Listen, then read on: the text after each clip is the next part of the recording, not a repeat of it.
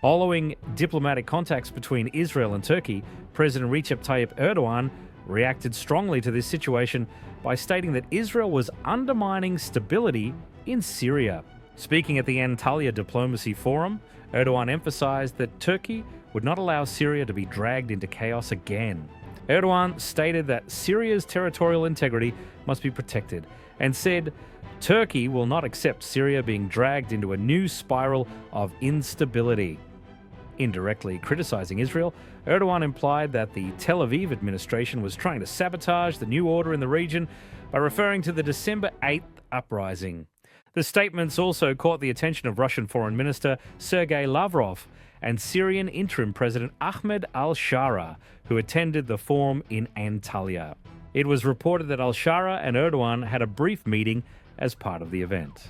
According to presidential sources, Erdogan stated that Turkey supports the lifting of sanctions against Syria and gave a message of unity against circles that want Syria to be dragged into instability again. In this message, attention was drawn particularly to Israel's recent military actions.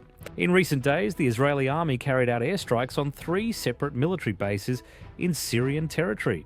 Following these attacks, which increased tensions, it was stated that Turkish military experts inspected some bases in the Hama and Homs regions and examined the ground for a possible defense cooperation between Ankara and Damascus. Israeli Defense Minister Israel Katz stated that the attacks were a warning for the future. The Tel Aviv administration continues to intervene in the power vacuum that emerged in Syria after the fall of the Assad regime. In particular, moves to expand its military presence in the Golan Heights have further increased regional tensions. Foreign Minister Hakan Fidan also stated in a statement to CNN Turk that a de-escalation mechanism should be established between all actors operating in Syrian airspace. Misunderstandings between the parties operating in the common airspace must be prevented, Fidan said, adding that Turkey has established contacts with Israel, the US and Russia on this issue. Aaron Lund, an analyst at the New York-based think tank Century International, said that the dialogue between Turkey and Israel constitutes an important security barrier against the risk of confrontation in Syria. Both countries continue to have a military presence in Syria.